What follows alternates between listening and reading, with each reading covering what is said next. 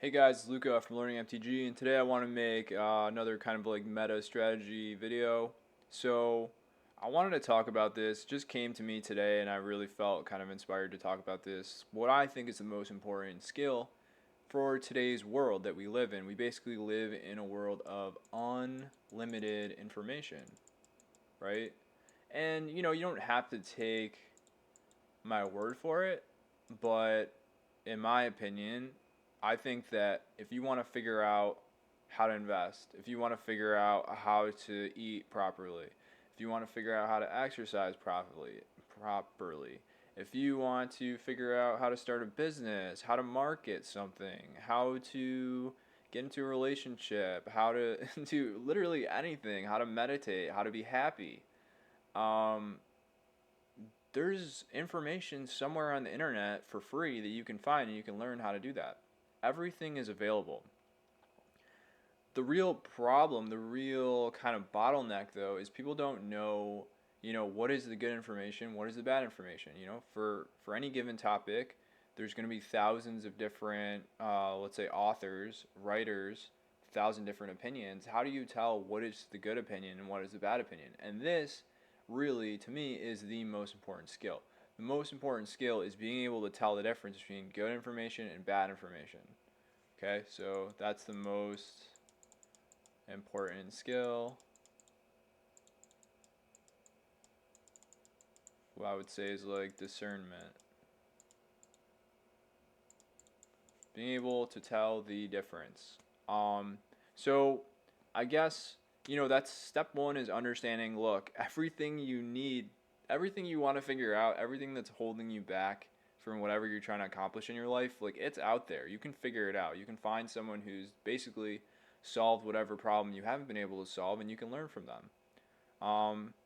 I promise you. And okay, maybe you don't trust me, but yeah, maybe you should trust me on that. That's step one. Understanding that everything you want is like it's out there. You just got to find it. Um, Once you know that, step two is like, okay, now that you know it's out there, how do you find it? How can you tell the difference between someone who is telling you good information and someone who's telling you bullshit, basically? So I'll get into that for the rest of the video.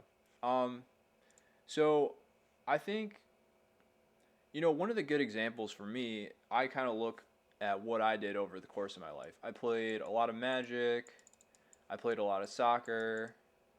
I did a lot of like math in school, and like, how did I get good at these things? Basically, it was very clear. Maybe not in math, but in Magic and soccer, it's like, okay, who is the best soccer player in the world, and what are they doing, you know, and how do they play the game? And you can learn from them. And maybe you had a coach. Okay, why do I trust this coach? Oh, he played, I don't know, ODP, or he played for national team, or he played for college, or whatever. Basically, you can look at someone's results, and that's kind of a basis for whether you trust them or not. Um, let's say you want to get better at Magic. Do you want to trust someone? He's going to tell you, here's how you should build your deck, here's how you should kind of strategize during the game, and he's never played a game of Magic. Are you going to trust that person? Or are you going to trust someone who's top 8 at a Pro Tour? Like, it's not rocket science, but this is huge, and people don't do this. 99% of people don't do this. Basically, people are kind of bombarded with information, and they weight it all equally. To them, all the information that comes in is equal. So if they hear something 9 times and they hear the opposite opinion once, they'll go with whatever they hear 9 times. Basically, they're kind of like aggregating a voting system. They're taking in votes. If they talk to 10 people, 10 people give them advice on how to invest their money. 9 people say to invest in the stock market. One person says to invest in real estate, so they'll invest in the stock market.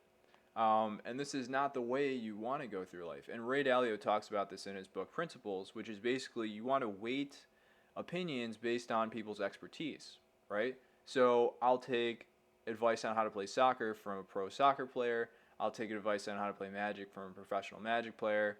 I'll learn math from a math professor, and so on and so forth. So you want to really be able to see, what expertise do people have? And so, really, what it comes down to is how do you measure expertise? And this is, it's part, I'd say it's part science, part art, right? So, you have to follow your intuition to a certain extent, and you have to build certain systems. And this is probably the most difficult thing for me to explain, but I'll just kind of use examples. So, for example, right now I'm learning a lot about Bitcoin, and I'm basically, I've watched hundreds and hundreds of hours of YouTube videos about Bitcoin, all different people, all different perspectives. Some people think it's going to be completely worthless. Some people think it's going to be worth $10 million of Bitcoin. So how do you kind of like parse that? How do you know who's more likely to be right and who's less likely to be right? One of the things I look at is like, what space does this person take up in the economic ecosystem, right? So some people are entertainers, right? And so they have a big YouTube following because they're very entertaining. Some people are not very entertaining, but they have very deep knowledge in, say, technical analysis or whatever. So they've got their YouTube following because those people really like the quality of technical analysis. Somebody else may have no technical analysis chops, not be exciting at all, but has very strong fundamental analysis. For example, to me, Michael Saylor is someone who has like a very strong fundamental analysis of the situation when it comes to Bitcoin. So a lot of measuring expertise also depends on your own expertise, right? So the better you are at, say, Magic, the better you can tell, is this person a good or bad Magic player? The better you are at soccer, the better you can discern whether someone is a good soccer player or a bad soccer player. So it helps to have your own expertise.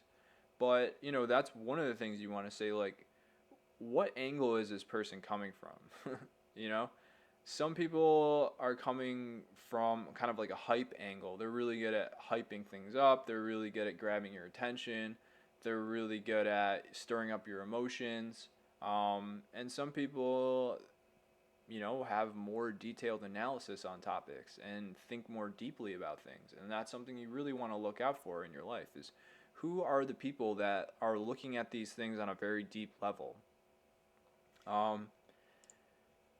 Everything has infinite complexity, okay? Every single thing has infinite complexity.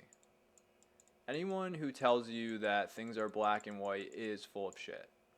So people are going to have different degrees of analysis. There's going to be someone who analyzes things one step deep. You can think of it as like a chess move, right? So you could think about, I'll make this move, my opponent can make these different moves in response. That's like one step deep. Then you can go 2 steps deep. I make this move, then they make a move, then I can make this move, then they can make a move. The great grandmasters, they're thinking like 8 to 10 moves deep, right? And that's what you want to find. Is you want to find these experts who are thinking, they're thinking about a possibility, they're thinking about the counter arguments to their possibility, and they're thinking of the counter arguments to those counter arguments, and then the counter arguments to the counter arguments to the counter arguments. So you want to see who is looking at things in a very complex way. So that's one thing. Another thing I want to talk about are incentives. Incentives are huge, okay? Because that's going to bias people in a certain way. Let's say someone's a farmer and they farm corn. Are you going to trust them about the nutritional properties of corn? Are you going to trust them to whether corn is healthy or not? I wouldn't, because they're obviously going to be emotionally and financially attached to corn. And, it's almost like they've got blinders on. So you really want to consider people's incentives. Do they have some kind of financial incentive for making you believe a certain thing? Stay very careful of those people, which to me is the entire mainstream media, all the media, is basically selling you something. So I don't trust any kind of media, personally, because of this idea of incentives. They don't have the right incentives. And the same goes for, even like a Michael Saylor, right, who I love. to a certain degree, he's not ever incentivized to say anything bad about Bitcoin because his whole company's evaluation basically relies on Bitcoin. So you have to kind of take everything he says with a grain of salt. And if if he omits certain bad things, you can kind of expect that ahead of time. Similarly, you could have someone like a Warren Buffett or a Charlie Munger who from day one were saying terrible things about Bitcoin, and now they're kind of incentivized not to go back on their own words and make themselves look silly. So you really want to look at incentives. These are going to create biases in people, and they're going to basically muddy the waters, and kind of the quality of that information is not going to be great. So that's kind of my video. Super important. You want to be able to determine good information from bad information. Let's see. One of the main ideas is you want to measure people's expertise. What have they been able to accomplish? How do I know, if I want to learn investing from someone, how much money have you made? Like, show me that you've made a ton of money. Show me that you've beaten the market over the past 10 years. Show me that you've made great profits and you've had great ideas. If you haven't, why do I want to listen to you?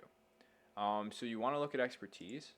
You want to look at people who are looking at these topics in a very complex way, who don't look at things in black and white, and then you want to be aware of their incentives. So I hope you guys enjoyed this video, and I hope to see you guys in the next video. Oh, actually, I do want to say one more thing. So you can look at track records. And I guess that kind of goes along with the expertise thing. But for example, in the world of magic investing, you can go look. You can go watch Rudy's videos from 3 years ago, and you can see all the predictions that he made. Did they turn out to be true?